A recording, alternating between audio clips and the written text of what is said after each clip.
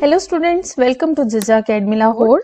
आज के लेक्चर में हम डिस्कस करने जा रहे हैं आईसीएस पार्ट 2 के चैप्टर नंबर 9 एलिमेंट्स ऑफ सी के इंपॉर्टेंट शॉर्ट क्वेश्चंस और उनके आंसर्स को। What is an identifier? Give an example. Identifier is a name given to the variable, constant, function और label in the program। Identifier उस नाम को कहते हैं जो नाम हम रखते हैं किसी वेरिएबल का, कांस्टेंट का, फंक्शन का या लेबल का। Examples are age, item, sum etcetera. List 2 types of identifiers in C. C language में 2 ही तरह के आइडेंटिफायर्स होते हैं, वो है स्टैंडर्ड आइडेंटिफायर्स और यूजर डिफाइंड आइडेंटिफायर्स। नेक्स्ट है दोनों में डिफरेंस। सी लैंग्वेज की डेवलपमेंट के टाइम पर कुछ आइडेंटिफायर्स को लैंग्वेज का पार्ट बना दिया जाता है और उनकी जो स्पेशल मीनिंग्स होते हैं वो लाइब्रेरी फाइल्स में स्टोर्ड होते हैं, जैसा कि प्रिंटएफ, स्कैनएफ। इन आइडेंटिफायर्स के मीनिंग्स प्री डिफाइंड होते हैं सी लैंग्वेज में। Next is user defined identifiers. ऐसे आइडेंटिफायर्स या ऐसे नाम जो यूजर्स खुद से असाइन करते हैं किसी वेरिएबल को, कांस्टेंट को, लेबल को या किसी फंक्शन को, उन्हें कहते हैं user defined identifiers such as num, age, marks, all these are types of user defined identifiers. Write the legal characters of an identifier. जब हम आइडेंटिफायर का नाम चूज करते हैं उस वक्त हम किन कैरेक्टर्स को यूज कर सकते हैं? अपर अल्फाबेट्स, बड़ी एबीसी हम यूज कर सकते हैं, छोटी एबीसी यूज कर सकते हैं और डिजिट्स भी इंक्लूड करवा सकते हैं फ्रॉम 0 to 9। इसी तरह अंडरस्कोर कैरेक्टर को भी हम यूज कर सकते हैं। यहाँ पर एक पॉइंट याद रखिएगा कि जब हम आइडेंटिफायर का नाम लिखते हैं तो उसको डिजिट से स्टार्ट नहीं कर सकते, या तो हम अंडरस्कोर से स्टार्ट करेंगे या फिर किसी अल्फाबेटिक लेटर से, लेकिन कभी भी किसी आइडेंटिफायर का नाम डिजिट से स्टार्ट नहीं कर सकते। व्हाट आर कीवर्ड्स और रिजर्व वर्ड्स? कीवर्ड्स या रिजर्व वर्ड्स ऐसे वर्ड्स को कहते हैं जिनके मीनिंग्स लैंग्वेज की डेवलपमेंट के टाइम पर डिफाइन कर दिए जाते हैं, जैसा कि इंट, फ्लोट, प्रिंटएफ, स्कैनएफ। इन सब के मीनिंग्स लैंग्वेज की डेवलपमेंट के टाइम पर ही लैंग्वेज का पार्ट बना दिए जाते हैं। Words that have predefined meanings and purpose in C, these are defined by the developer of the language. List 4 keywords in C. If है, while, int, const, float, printf etc. Define variables. Vary का meaning है change. ऐसे identifiers जिनकी values program की execution के दौरान change होती रहती हैं, उन आइडेंटिफायर्स को कहते हैं वेरिएबल्स, जैसा कि x, y, grade, test etc. Why is C known as strongly typed language? Strongly typed programming language ऐसी लैंग्वेज को कहते हैं जिसमें वेरिएबल को यूज करने से पहले उसे डिफाइन करना जरूरी होता है। ऐसी लैंग्वेज को कहते हैं स्ट्रॉन्गली टाइप्ड लैंग्वेज। और सी लैंग्वेज भी एक स्ट्रॉन्गली टाइप्ड लैंग्वेज है, क्योंकि जब तक हम किसी वेरिएबल को स्पेसिफाई नहीं कर लेते, उसे डिक्लेयर नहीं कर लेते, हम उसे प्रोग्राम में यूज नहीं कर सकते। Why it is important to assign a data type of a variable? Variable को डेटा टाइप असाइन करना इसलिए जरूरी है क्योंकि डेटा टाइप इस चीज को डिफाइन करती है कि वेरिएबल किस टाइप के डेटा को अपने अंदर स्टोर करेगा। फॉर एग्जाम्पल, जब हम लिखते हैं इंट a, इसका मतलब ये होता है कि a का जो वेरिएबल है वो इंटीजर टाइप का डेटा अपने अंदर स्टोर करेगा। इसी तरह अगर हम लिखें कैरेक्टर a, तो इसका मतलब होगा कि a वेरिएबल अपने अंदर कैरेक्टर टाइप की वैल्यू को स्टोर करेगा। So data type refers to the type of data being stored in the variable. How a variable is declared in C? C language में हम variable को declare करते हैं by providing its data type and name of identifier या name of variable, जैसे कि int marks। इसमें int है data type और marks है variable का नाम। इस लाइन को हम कहते हैं variable declaration। Declare 2 integer variables x and y in one declaration statement. एक ही स्टेटमेंट में जब हमने मल्टीपल वेरिएबल्स को डिक्लेयर करना हो तो हम उन्हें सेपरेट करते हैं कॉमा से, और एक लाइन में वेरिएबल्स को डिक्लेयर करने के लिए उन वेरिएबल्स की डेटा टाइप का सेम होना जरूरी है। Differentiate between declaring and defining a variable. Variable declaration के बारे में हमने पढ़ लिया। उसमें सिंपली हम नाम देते हैं वेरिएबल का और उसकी डेटा टाइप डिफाइन करते हैं। लेकिन जब हम वेरिएबल की डेफिनेशन की बात करते हैं तो उसमें हम वेरिएबल को कोई ना कोई मेमोरी भी एलोकेट करवा रहे होते हैं। It sets aside memory location to store the data in the variable. ये बेसिक डिफरेंस है वेरिएबल डिक्लेरेशन में और वेरिएबल डेफिनेशन में। लेकिन इंपॉर्टेंट बात यह है कि सी लैंग्वेज में डिक्लेयरिंग अ वेरिएबल और डिफाइनिंग अ वेरिएबल में कोई डिफरेंस नहीं होता। जब हम वेरिएबल को डिक्लेयर करते हैं सी लैंग्वेज में, साथ ही वो डिफाइन भी हो जाता है, यानी कि उसको मेमोरी में जगह भी एलोकेट कर दी जाती है। सो आप इन दोनों में डिफरेंस तो याद रखेंगे, लेकिन साथ साथ आपने ये बात भी याद रखनी है कि सी लैंग्वेज में डिक्लेरेशन में और डिफाइनिंग अ वेरिएबल में कोई डिफरेंस नहीं होता। What is variable initialization? Initialization में हम वेरिएबल को डिक्लेयर करने के साथ साथ कोई ना कोई वैल्यू भी असाइन करते हैं। फॉर एग्जाम्पल, अगर मैं यहाँ पर लिखूं इंट ए, अब अगर मैं इसे सेमीकोलन से क्लोज कर दूंगी, टर्मिनेट कर दूंगी, तो ये सिंपली होगी वेरिएबल डिक्लेरेशन। लेकिन इसे इनिशियलाइज करने के लिए मैं यहाँ पर सेमीकोलन के बजाय इज इक्वल टू का सिंबल लिखूंगी और यहाँ पर कोई ना कोई वैल्यू असाइन कर दूंगी। वेरिएबल को कोई ना कोई वैल्यू असाइन करना कहलाता है variable initialization. Next question, write a statement to declare an integer variable i initialize to 10। Simply int लिखेंगे, देन वेरिएबल का नाम इज इक्वल टू और फिर 10 वैल्यू इसको असाइन कर देंगे। Write a C statement to initialize 3 integer variables named a, b and c and assign them the values 10, 20 and 30 respectively।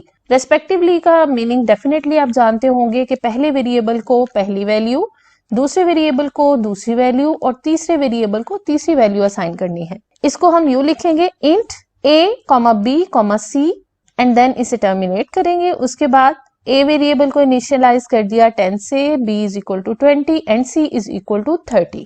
चाहे तो आप इस तरह से लिख सकते हैं, और दूसरा अगर आप इसको सेम लाइन में लिखना चाहें तो सेम लाइन में भी लिख सकते हैं। उसकी वजह यह है कि तीनों वेरिएबल्स एक ही डेटा टाइप के हैं। सो मैं आपको इसका सेकंड वर्जन बताती हूँ। आप इसे यूं भी लिख सकते हैं, int a is equal to 10, b is equal to 20, c is equal to 30 and then semicolon. इस एक सिंगल लाइन में इन चारों लाइंस का काम हमने कंप्लीट कर दिया।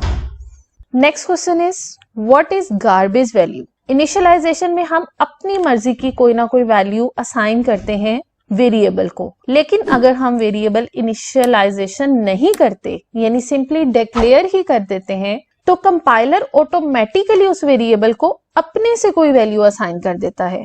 उस वैल्यू को कहते हैं garbage value. Next question, write down 2 rules for declaring naming variable in C. C language में वेरिएबल का नाम चूज करते हुए, नाम रखते हुए हम किन 2 रूल्स को फॉलो करते हैं? स्टार्ट में मैंने आपको बताया था कि पहला कैरेक्टर जो है उसे कोई लेटर या अंडरस्कोर होना चाहिए, और दूसरा इंपॉर्टेंट रूल ये है कि आइडेंटिफायर के नाम में कोई भी ब्लैंक स्पेस अलाउड नहीं होती। यानी आप किसी वेरिएबल का नाम यूं नहीं लिख सकते, इंट a स्पेस और फिर आप लिखें 1। इस तरह से आप स्पेस दरमियान में नहीं लिख सकते। अगर आपको 2 चीजों को सेपरेट करना हो, उसके लिए आप स्पेस की बजाय यहाँ पर अंडरस्कोर यूज करेंगे। Give some examples of valid variable names, total price, max speed, marks 1। These are the valid examples of variable names. Next question, define constant. Constant is a named value. The value of constant cannot be changed during program execution. Variable और constant में यही difference है कि variables की values program की execution के दौरान change होती रहती हैं, लेकिन constants की जो values होती हैं वो program की execution के दौरान change नहीं होती, same रहती हैं। Differentiate between numeric constant and character constant. Numeric constant consists of numbers, जैसा कि 67, -43, 34.12 हो सकता है। Numeric constant की values numbers form में होती है, जबकि character constants की values कैरेक्टर की फॉर्म में प्रोवाइड की जाती हैं, जैसे कि ये सारी एग्जांपल्स हैं कैरेक्टर्स की। Next question, define data type, give examples. Data type की हम बहुत बार बात कर चुके हैं। इसकी एग्जांपल्स हैं int, float, double, character and so on. जिस टाइप का डेटा हमने वेरिएबल में स्टोर करना होगा उस डेटा टाइप के साथ हम उस वेरिएबल के नाम को डिक्लेयर करेंगे। List any 4 integer data types in C language. Int है, अनसाइंड इंट है, शॉर्ट है, अनसाइंड शॉर्ट है, इसी तरह लॉन्ग है। What are the uses of operators? Operators definitely कोई ना कोई ऑपरेशन परफॉर्म करते हैं, जैसे कि अरिथमेटिक ऑपरेटर्स हैं, प्लस, माइनस, सब्ट्रैक्शन, मल्टीप्लिकेशन, इन ऑपरेशंस को परफॉर्म करने के लिए यूज होते हैं। इसी तरह लॉजिकल ऑपरेटर्स मल्टीपल कंडीशंस को टेस्ट करने के लिए यूज होते हैं। List any 4 types of operators in C. Arithmetic operators, relational operators, logical and assignment operator. What is a relational operator? Relational operator is used to specify conditions in a program, जैसे कि a is greater than 3, b is less than or equal to 5, etc. इस तरह की conditions को test करने के लिए हम यूज करते हैं कंडीशनल ऑपरेटर्स को। इट कंपेयर्स 2 वैल्यूज, जैसे कि यहाँ पर a को 3 के साथ कंपेयर किया जा रहा है। It produces results as true और फॉल्स। ट्रू और फॉल्स की सूरत में इसका रिजल्ट प्रोड्यूस होता है। Next question, and list all relational operators in C language. Greater than, less than, double is equal to का सिंबल यूज होता है इक्वल टू के लिए, यानी 2 वैल्यूज एक दूसरे के बराबर हैं या नहीं है, इस चीज को टेस्ट करने के लिए इक्वल टू सिंबल यूज होता है और उसे डबल असाइनमेंट ऑपरेटर या डबल इज इक्वल टू के साथ लिखा जाता है। Greater than equal to, less than equal to and not equal to. What is the use of and logical operator? and logical operator use होता है 2 conditions को evaluate करने के लिए और इसका रिजल्ट ट्रू तब आता है जब दोनों कंडीशंस ट्रू होती हैं। अगर दोनों में से कोई एक भी कंडीशन फॉल्स हो जाए तो इसका रिजल्ट फॉल्स आता है और इसे रिप्रेजेंट किया जाता है डबल एम्परसेंड सिंबल से। What is the use of और ऑपरेटर? और ऑपरेटर भी लॉजिकल ऑपरेटर है, ये भी एंड ऑपरेटर की तरह 2 कंडीशंस को इवैल्यूएट करता है और इसका रिजल्ट तब ट्रू आता है जब दोनों कंडीशंस में से कोई एक कंडीशन भी ट्रू हो जाए और फॉल्स रिजल्ट तब आएगा जब दोनों कंडीशंस ही फॉल्स हो जाएंगी और इसे रिप्रेजेंट करते हैं इन डबल बार्स से। What do you know about assignment operator? Assignment operator single is equal to symbol को कहते हैं असाइनमेंट ऑपरेटर और ये करता ये है कि राइट साइड का जो एक्सप्रेशन होता है उसको इवैल्यूएट करने के बाद इसके जो रिजल्ट प्रोड्यूस होता है उसे लेफ्ट साइड वाले वेरिएबल में असाइन कर देता है या पास कर देता है। What is the use of assignment statement? ऐसी स्टेटमेंट जिसमें असाइनमेंट ऑपरेटर यूज होता है उसे कहते हैं असाइनमेंट स्टेटमेंट। यहाँ पर देखें ये एक असाइनमेंट स्टेटमेंट है क्योंकि इसके एंड में स्टेटमेंट टर्मिनेटर लगा हुआ है। Next question, differentiate between unary and binary operator. Unary operators ऐसे ऑपरेटर्स होते हैं जो किसी एक वेरिएबल पर अप्लाई होते हैं, जैसे कि x plus plus. Plus plus is a unary operator क्योंकि ये किसी एक वेरिएबल पर अप्लाई हो रहा है। इसी तरह minus minus is a unary operator, ये सिर्फ y के एक वेरिएबल पर अप्लाई हो रहा है। और ऐसे ऑपरेटर्स जो 2 ऑपरेंड्स पर अप्लाई होते हैं उन्हें कहते हैं binary operators. Plus is a binary operator क्योंकि ये हमेशा 2 ऑपरेंड्स पर अप्लाई होता है। Differentiate between increment and decrement operators. Increment operator को हम प्लस प्लस से रिप्रेजेंट करते हैं और ये वेरिएबल की वैल्यू में 1 को ऐड कर देता है। इसी तरह माइनस माइनस कहते हैं डिक्रीमेंट ऑपरेटर को। जिस ऑपरेटर के साथ डिक्रीमेंट ऑपरेटर लगता है उसकी जो भी वैल्यू होती है उसमें से -1 कर दिया जाता है। फॉर एग्जाम्पल, अगर वेरिएबल x की वैल्यू है 3 और मैं यहाँ पर लिख दूं x प्लस प्लस तो इसकी वैल्यू 3 से इंक्रीज होकर 4 हो जाएगी। इसी तरह अगर मैं यहाँ पर लिखूं x माइनस माइनस तो फिर x की वैल्यू क्या हो जाएगी 2। Rewrite the expression n plus plus without using the operator. इस वेरिएबल को हम इंक्रीमेंट ऑपरेटर के बगैर अगर लिखना चाहें तो हम कैसे लिखेंगे? n is equal to n plus 1, यानी n की जो भी वैल्यू है उसमें a का एडिशन कर दे। यही काम इंक्रीमेंट ऑपरेटर कर रहा होता है।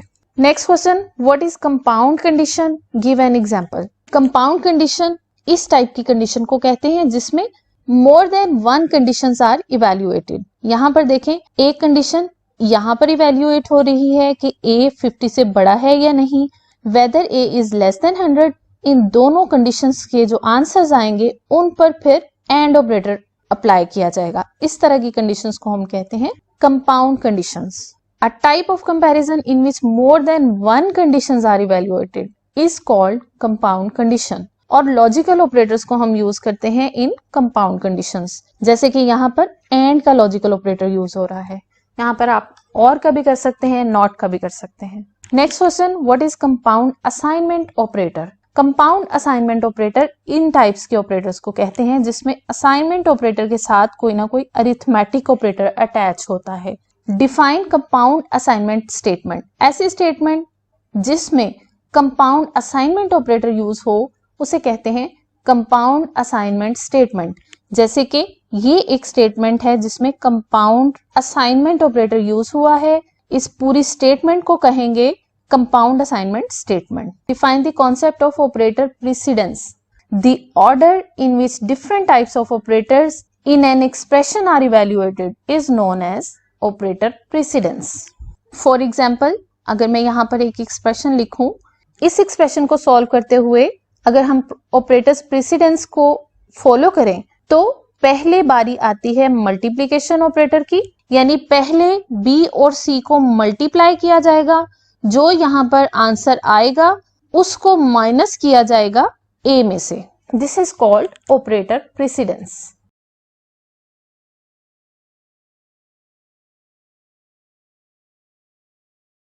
Thank you for watching. For more computer science lectures and other informative videos, subscribe to my channel.